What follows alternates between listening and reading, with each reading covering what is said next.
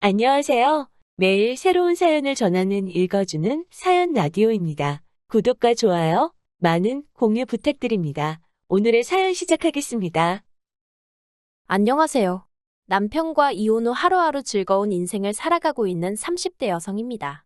원래는 가게도 쉬는 날이고 해서 친구랑 만나려고 했는데 친구가 갑자기 일이 생겼다고 하더라고요. 그래서 뜻하지 않게 혼자만의 시간을 보내게 되었는데 문득 전 남편 생각이 나네요. 이미 다 지난 일이지만 지금 생각해도 참 어이가 없어요. 남편하고는 뭐라고 해야 할까요? 사회생활을 하면서 알게 된 사이예요. 당시 저는 26살로 약국에서 사무보조로 일을 하면서 취업 준비를 하고 있었고 남편은 제약회사 영업사원이었죠. 좋든 싫든 일주일에 두어 번은 꼭 보게 됐는데 언젠가부터 남편이 커피도 사오고 간식이라며 빵도 사오고 저는 그래서 저 때문이 아니라 말 그대로 영업하느라 그러는 줄 알았어요. 그런데 나중에서야 하는 말이 저한테 어떻게 다가가야 할지 몰라서 그랬다나요. 아무튼 그렇게 한 8개월쯤 시간이 흐르고 저는 취업에 성공했어요. 그러니 당연히 약국은 관뒀죠. 그런데 제가 관두고 나서야 남편이 마음이 급해졌는지 약사 선생님한테 물어봐서 저한테 연락을 따로 해왔더군요. 그리고 그때는 나름대로 그게 로맨틱하게 느껴지는 거예요. 저도 참 어리고 순진했죠. 이후로 저희는 1년 정도 길다면 길고 짧다면 짧은 연애를 마치고 결혼까지 하게 되었습니다. 그때 제 나이가 28이었으니 솔직히 결혼이 급하진 않았는데 당시 저희 친정 상황이 그다지 좋지가 않았어요. 그리고 제가 사회생활을 늦게 시작했다 보니 모아둔 돈도 많지가 않았죠. 그런데 남편에게 프로포즈를 받았을 때 이 사실들을 얘기하니까 괜찮다고 하는 거예요. 상관없다면서 돈이야 앞으로 살면서 모아가면 되는 거 아니겠냐고요. 아, 이 사람이라면 평생 믿고 의지하며 살 수 있겠구나 싶대요. 그래서 남편이 1억 4천짜리 빌라를 해오고 제가 3천만 원으로 혼수를 채워넣고 그렇게 결혼 생활을 시작했습니다. 그런데 저희 결혼 생활에 생각지도 못한 복병이 있었으니 그건 바로 시어머니도 아니고 신우였어요. 사실 어머님은 결혼 전부터 저한테 크게 뭘 요구하시지도 않고 바라시는 게 없으셨거든요. 오히려 당신 아들이 성격이 까탈스럽고 그런데 저 같은 참한 아가씨를 데려와서 좋다고 하셨죠. 하지만 신우는 자기 남동생이 나름대로 4년제 대학 나와서 직장도 좋은데 다니고 있는데 딱 하나 단점이 여자 보는 눈이 없다고 하지를 않나. 그래놓고는 결국 저희 둘이 결혼하겠다니까 자기 동생이 뭐가 아쉬워서 집까지 해가면서 결혼을 해야 하냐고. 자기는 이 결혼을 반대하네 어쩌네. 한마디로 꼴 같자는 소리를 해대더라고요. 막말로 누가 자기한테 허락해달라고 한 것도 아니었는데 말이죠. 게다가 심지어 한 번은 자기가 자기 주변 사람들한테 저희 회사에 대해서 물어봤는데 아는 사람이 하나도 없더라며. 저더러 재직증명서를 떼오라는 요구를 하더라니까요. 정작 자기는 7급 공무원이 될 거라며 10년째 집에서 놀고 먹는 백수였던 주제의 말이에요. 아무튼 그런 신우의 헛소리에도 불구하고 결국 남편과 저는 결혼을 했어요. 아닌 게 아니라 사실 신우가 너무 거슬려서 남편한테 결혼 못하겠다는 소리도 하긴 했었는데 그때마다 남편이 맞벌이를 하시던 시부모님 대신 신우가 자기를 많이 챙겨줬었다며 아마 그래서 그러는 것 같다고 저더러 넓은 마음으로 이해해달라고 했거든요. 그리고 만약에라도 저랑 신우 사이에 문제가 생기면 남편이 말하길 무조건 제 편에 설 거라는 거예요. 그래서 그냥 그래 신우가 남편을 어지간히 아끼는가 보다 생각하고 어떻게든 이해해보려고 했죠. 그런데 신우는 니들이 기어이 결혼을 하느냐며 괘씸하네 어쩌네. 어휴, 솔직히 정말 꼴같잖다는 생각밖에 안 들었는데 신우가 저보다 12살 그러니까 띠동갑이었거든요. 그러니 차마 꼴같잖다고 대놓고 말을 할 수도 없고 그래서 그냥 속으로 그래. 노처녀 히스테리 부리냐? 실컷 부려라 하고 말았네요. 한편 그렇게 결혼하고 몇 달 후 어머님 생신날이었어요. 저희 집에서 생신상을 차려드리려고 시부모님하고 신우하고 전부 다 저희 집으로 오시라 했죠. 미역국, 불고기 그리고 잡채 정도는 제가 직접 했는데 하다 보니까 시간은 부족하고 그나마 옆에 있는 남편은 별 도움이 안 되고 그래서 나머지는 배달시켰어요. 그런데 신우가 제가 차린 상을 보더니 어떻게 며느리가 시어머니 생일상에 배달음식을 올리냐며 난리를 치는 거예요. 그래서 제가 이거는 제가 한 거고 나머지는 시간이 없었다 하니까 그러면 전날 미리 만들어놨어야지 하며 호통을 치대요. 어이가 없었죠. 자기야 백수니까 시간이 남아도는지 몰라도 저는 전날엔 야근까지 하고 정신이 하나도 없었는걸요. 그리고 저한테 시어머니 생신이기 전에 자기한텐 낳아준 어머니 생신인데 솔직히 할 말이 없어서가 아니라 더는 말을 섞기가 싫어서 알겠다고 죄송하다 하고 더는 말을 안 했어요. 그리고 얼마 후 시부모님과 신우가 이제 슬슬 가봐야겠다며 자리를 일어나대요. 저랑 남편은 배웅할 준비를 했고요. 그런데 갑자기 신우가 자기 팔찌가 없어졌다며 난린 거예요. 그러더니 화장실로 막 뛰어갔는데 거기도 없다면서 또 난리를 치대요. 저는 솔직히 신우가 팔찌를 하고 왔는지 기억도 안 나는 상황이었고요. 그런데 신우가 자기 화장실 갔다 오고 나서 제가 다녀오지 않았냐 하더니 저더러 빨리 내놓으랍니다. 어이가 없어서 뭘 빨리 내놓냐고 뭔지도 모른다고 했어요. 그랬더니 신우가 진짜 그러는 거 아니라면서 지금 돌려주면 자기가 문제 삼지 않겠지만 자기가 뒤져서 찾으면 경찰에 신고할 거래요. 가족이라고 안 봐줄 거랍니다. 이때는 어이가 없는 걸 넘어서 정말 미치고 팔짝 뛰겠더라고요. 그래서 저도 신우더러 집 다 뒤져서 안 나오면 나도 가만히 안 있을 거라고 했어요. 그랬더니 신우가 저더러 뻔뻔하다대요. 그런데 그때 아버님이 주머니에서 주섬주섬 뭘 꺼내시더니 혹시 이거냐 하셨습니다. 팔찌였어요. 아버님 말씀이 신우가 먼저 걸어가면서 떨어뜨리길래 이따 준다고 주우셔놓고 깜빡하셨다면서 그리고는 아버님이 신우더러 얼른 저한테 사과하라 하시니까 신우가 하는 말이 가관이었습니다. 저희 친정 형편이 어렵다고 했던 게 기억이 나서 순간 오해를 했다나요? 이건 또 무슨 개소린가 싶은 게 한마디로 제가 가난하니까 남의 물건에 손을 댔을 거라고 생각했다는 거잖아요. 그래서 신우더러 말 그따위로 하지 말라고 했어요. 그러자 여지껏 가만히 계시던 어머님이 아무리 그래도 신우가 윗사람인데 저더러 말을 함부로 한다며 저부터 먼저 신우한테 사과를 하라대요. 팔은 안으로 굽는다더니.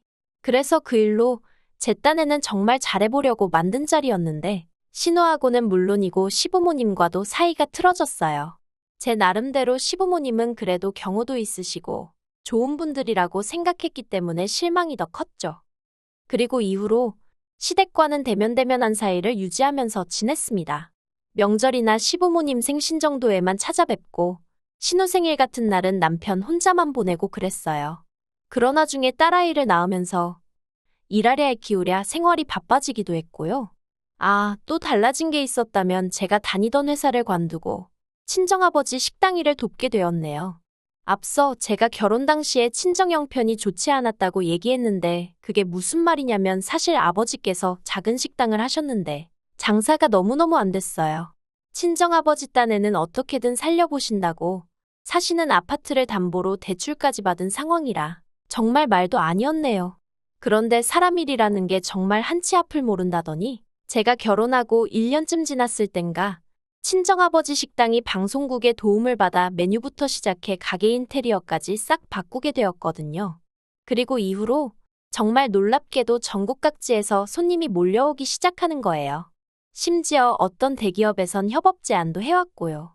아무튼 그러면서 친정아버지가 저에게 도움을 요청하셨고 저도 250주는 회사보단 친정아버지랑 일하는 게 몸도 마음도 편하겠다 싶어서 같이 하게 되었습니다.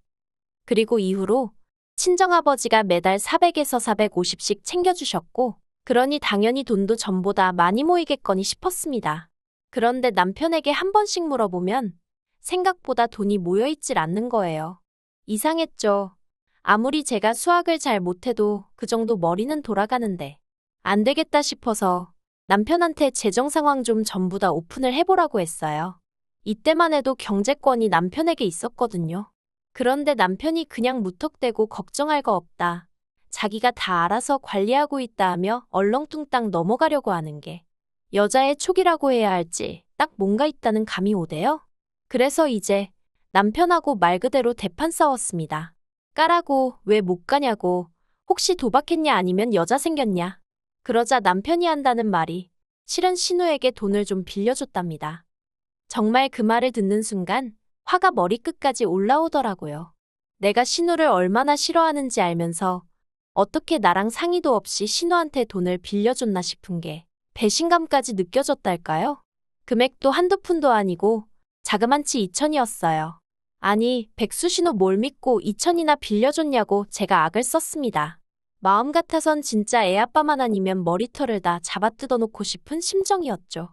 나는 아침부터 밤까지 불 앞에서 땀 뻘뻘 흘려가며 음식하고 손님들 앞에서 속도 없는 모마냥 헤헤거려가며 장사해서 벌어오는 돈인데 그걸 상의도 없이 신우한테 빌려줬다는 게 생각할수록 괘씸하고 분하대요. 그래서 남편더러 당장 2천 받아오라고, 안 그러면 이혼이라고 했어요. 그랬더니 남편이 신우가 공무원 시험 합격만 하면 대출을 받아서라도 주겠다 했다며 저더러 좀 기다려주자는데 막말로 10년 동안 못 붙은 공무원 시험을 이번엔 붙는다는 게 말이 되나요? 제가 남편더러 다 필요 없다고 당장 2천 받아오라 했습니다. 그러자 남편이 어떻게 그러냐면서 악을 썼다가 안 되겠다 싶으니까 사정을 했다가 그리고 결국 한 일주일 만에 이게 최선이었다면서 600만 원 받아오대요. 그리고 그 일을 계기로 저는 남편에 대한 신뢰감을 완전히 상실하게 되었고 경제권도 뺏어왔습니다. 사실 남편이 경제권을 가지고 있던 건 결혼할 때 남편이 저보다 많이 해온 것도 있었고 월급도 비록 몇십만 원이었지만 저보다 많이 벌어왔기 때문이었는데 따지고 보면 자기가 하자고 든 결혼이었고 집도 자기 명인데 저랑 무슨 상관인가 싶고 월급도 이제 제가 남편보다 훨씬 많은 상황이었으니 남편도 뭐라 반박을 못하고 순순히 내놓았죠.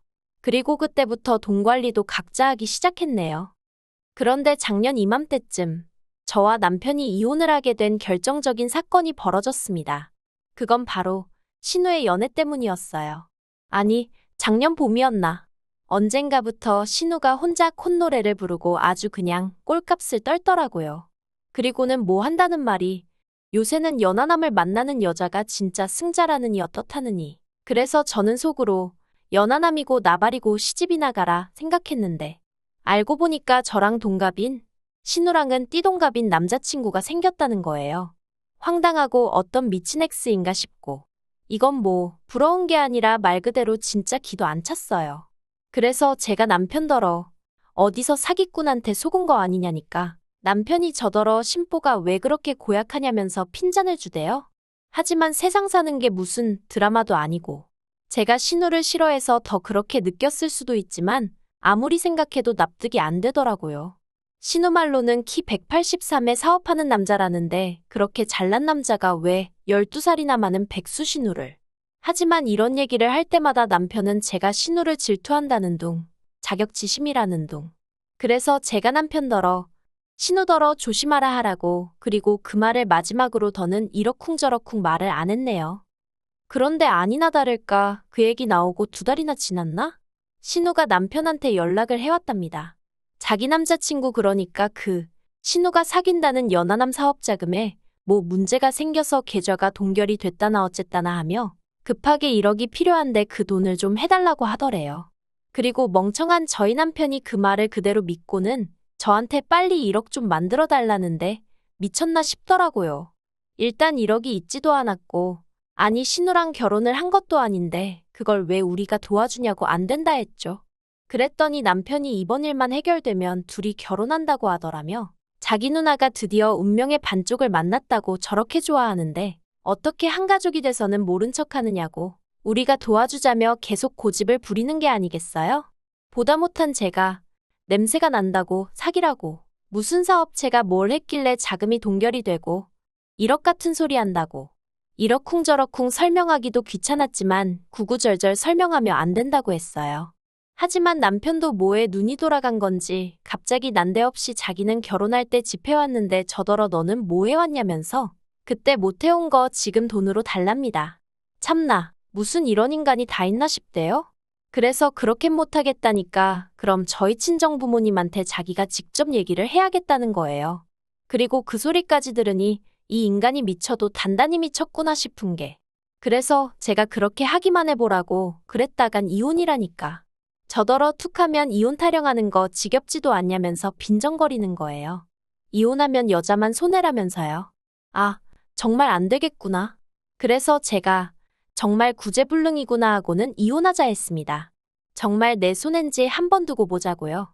그리고 신우한테 고맙다고 해야 할지 신우는 자기 때문에 동생 내부부가 이혼 소리까지 나온 걸 알면서도 그저 빨리 돈 내달라는 소리만 해대고, 그러니 남편도 마음이 급해졌는지 집 한다고 내놓고 이혼 조정 신청하고 작정하고 달려드니까 딱 3달 걸리대요.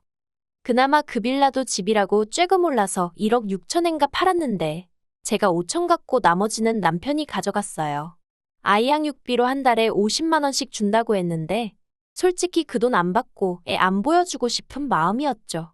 하지만 법이 그렇게는 안 된다니 어쩔 수 없이 한 달에 한 번씩 만나게 되었는데, 이혼하고 처음 2~3번 만날 때는 허파에 바람이라도 든 사람 마냥 싱글이 되니까 여자가 꼬이네. 지 매형될 그 연하남이 조만간 사업이 정상화되면 한 자리 주기로 했네. 별 헛소리를 짓거리고 난리더군요.